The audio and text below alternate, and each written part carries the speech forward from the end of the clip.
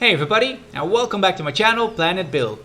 And thanks again for tuning in at Willow Grove. This is part 15 and today work continues on the Flower Lake Festival area, and we're mainly going to focus on the interior for the Flower and Bird restaurant. In part 14, the last video, we did a lot of work on the exterior for that restaurant, and we also did a lot of gardening for this Flower Lake Festival area. But today we are going to focus on the inside for our restaurant. We're going to create the interior, we're going to complete that one, and by completing that restaurant, I think we completed the last major thing for this Flower Lake Festival area, but also for the Willow Grove Park, because the deadline is almost with us. It is still, it's on September 1st, so we only got about roughly 14 days, 2 weeks left to complete this park. And yeah, I think the restaurant is just the only major thing left for this area. And then afterwards, I only got some minor and some other small things to do for this area, but also for the Willow Grove Park, because I just want to use the last week to add all those little bits and things, add some more details to the park before I'm actually going to send in the final version of Willow Grove. Now today, before we're going to do any speed building, I just wanted to showcase the things that I actually did after part 14, because I did a lot of things. I worked on the alternative for our show within the middle of this lake. Now, if you may have noticed in part 13, the show is actually not working because I'm not able to make all these water jets in here run on a trigger base. So the alternative is to make them run on a continuous base, and then you can still see the struggles the game has making all these water jets within this area run on a continuous base. And sometimes it's just working, sometimes it's not working. Mostly when I do visit another area in my park, for example like this, and when I would go back, it is actually working. So not quite sure why that is, but now all these water jets are just running as they should. The only thing that I'm still missing for this one over here is the nice little curve on the end of the water jet. But I think it's fine for now. It works for me. I'm quite happy with it. We got some lily pond platforms, whatever you call it, within this lake. Those are the actual moving things for this show, and I'm going to keep and call it a show, although this is just running on a continuous base. We got a large lily pond over here, and I tried to recreate these small little lily ponds over here, lily pads, lily ponds, whatever you call it, and tried to create a larger one. And I tried to use these concrete wall cracks to actually have a nice texture on top of these platforms to maybe, hopefully, make a nice recreation of those lily pads. Because I just needed the bigger ones to complete this large flower over here. And I'm quite happy with this alternative. It fits nicely within the Flower Lake Festival area, in my opinion. So yeah, quite happy with this one. Some other things that I did after part 14 is the entrance and exit for the Hummingbird attraction. I now call it the Hummingbird attraction because a subscriber said maybe you can rename your restaurant to the Hummingbird. But I actually do prefer the name Flower and Bird for my restaurant, so I'm going to call this attraction over here the Hummingbird. And as you may have noticed, I do use, mostly for this area, I do use the normal pathway to create my queue, because I just want to have this similar type of pathway for my queue as I use for the rest of this area. And yes, this is actually working. The people do actually line up all the way up until here. And yeah, this actually works as a queue as well. I do believe that you have to make a walkway up to that attraction. I don't believe that you can just make one large open space within the entrance for this attraction. I think that would not work, but this walkway over here works as a queue as well. Some other things that I did, because I believe that this walkway over here, but also on the other side, that's just a wide, large walkway.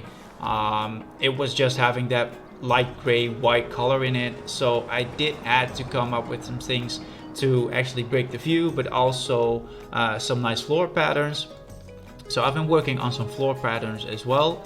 And no, these are not the circular pathway stomps. These are just some fountain bases that I resized and connected to each other to create these circular stomps for my floor patterns.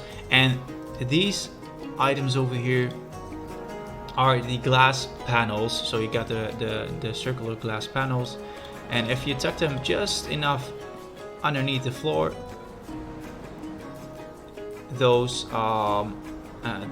framework over here just pops up on top of your floor, and that creates a nice circular stamp, and you can resize those. So that's a great thing to use for any floor patterns as well. And I created some different ones throughout this area. And I also tried, because this is the Flower Lake Festival area, as you may have noticed, I set this in, I guess it was part 11 or 12. When we started this area, I wanted to create a Epcot feeling where you also got a lot of stands throughout this area where you can buy something to eat and buy something to drink and have a nice place to sit as well. So I created some small shops over here, and also some nice little places to eat and to sit and to relax as well.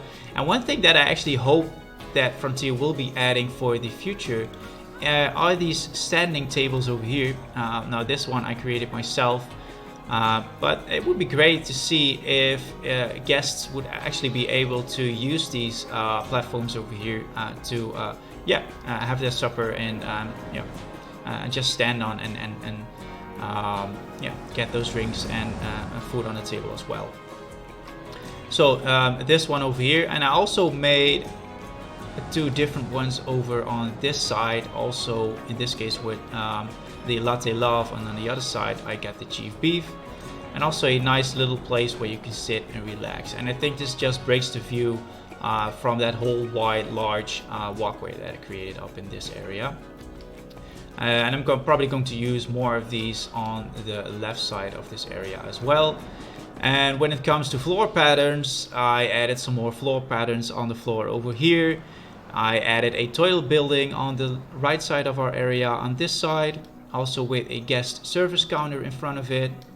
And one thing I'm actually proud of, and actually fits perfectly with the Flower and Bird restaurant, are these floor patterns, because I made some flower patterns for this floor. That's a hard word for a non-English guy to pronounce flower and floor in one sentence. But these flower patterns for the floor over on this side for the walkway. And today we're going to work on the interior, and I did some preparations for that as well. I can easily take off the roof, and that will make it easier for me to work on the inside. But I also, you guys seen this pixel art mural over on this side. We're going to expand this one as well in today's video, but I did another one over on this side with our toucan. And this is actually the idea that I got for this whole restaurant, to have some nice pixel art murals and then cover it up with some bushes as well. And I also love these leaves over on the back of our wall. I think those, I think this blends nicely within this area, and it also hits the name for the Flower and Bird restaurant perfectly. So we got the toucan over here. And one last thing that I do want to show before we're going to do any speed building, I created a second entrance into our neon district area. We got the first one over on this side near our gnome coaster, but I do wanted a second entrance as well, and I created that one over on this side. So now you can enter near our spa over here, our onsen, within the neon district area. And a thing that I do want to add, and that's the last thing I'm going to show before we're going to do some speed building, I wanted to add a neon sign which actually functions as the entrance sign for the neon city. And it's not complete. I've been testing out some things, and the thing that I have been testing out is, I'm going to switch to nighttime for that one, is that I want to have everything except for the neon letters, the neon city letters, to switch between colors. So now it's on black, but I'm probably going to use 3 or 4 different types of colors. And this is what I want just a small little corner over here. As an example, I just want these to run from left top side to bottom right side, and then switch between colors each time, let's say within 10 seconds. So then you get a nice sign that's always changing color. And I'm going to use this one over on the right side with our second entrance as well, probably over here, with a large arrow, like okay, you guys can go to this area because the Neon City is just over here. And that's my entrance sign for the Neon City that I'm probably going to use as well, but still working on that one.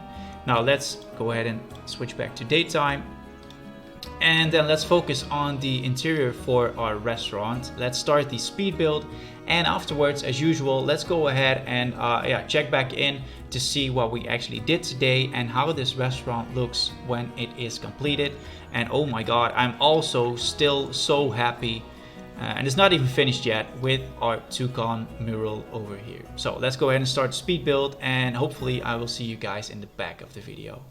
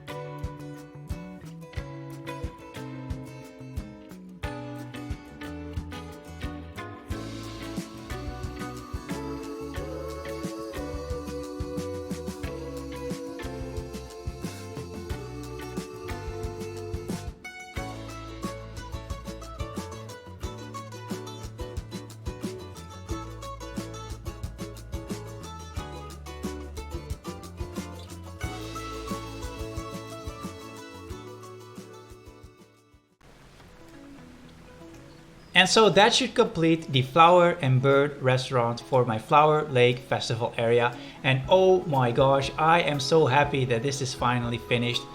It was quite a tough restaurant to create, mostly because of those curved walls, but also with the second level seating, the outdoor seating areas, and of course the large amount of pixel art murals that I use for the interior. But nevertheless, I do believe now it's finished that this is probably one of my favorite things that I built so far. So let me know what you guys think of this.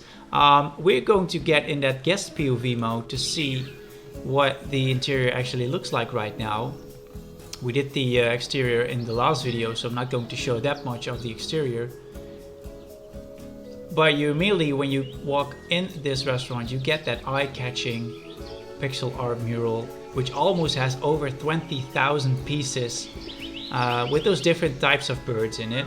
And I probably know some names in Dutch, so help me out if you guys know the English names for these birds. But I do believe the right one over there, the white one, is a cockatoo. I'm not sure if it's called a cockatoo in English as well. This is probably a coal maze. And on the left side, of course, that one is obvious, it's the toucan. Quite happy with this mural. This is definitely the eye catcher of this restaurant. I'm not going to do any nighttime shots. I'm going to do nighttime shots when the park is finished, and I'm going to do the full tour. So definitely check that one out. But this looks amazing at daytime as well. And I'm actually quite happy with those rooftop windows. That brings in so much natural lighting, which helps create this environment of this restaurant. And if you hear closely,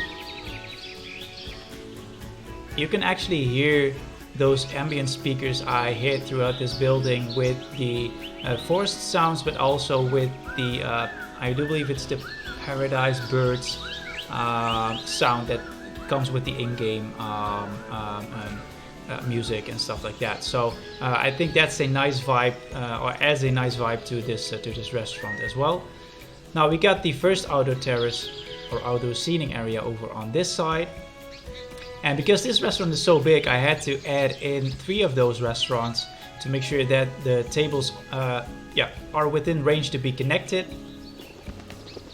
So therefore I added in 3 of these restaurants over here. let's head upstairs to our second level seating and talk about a view, because this is, if you would have dinner over here, this is probably one of the best views that you can get while having dinner. You got the coaster, the butterfly coaster in the back over there, you got the Ferris wheel all the way over there, and you got the lake with all those fountains in it.